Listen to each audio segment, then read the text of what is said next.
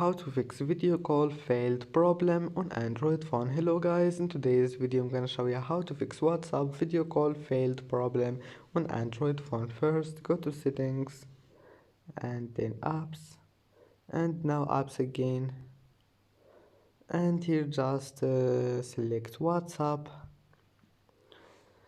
and then click storage here,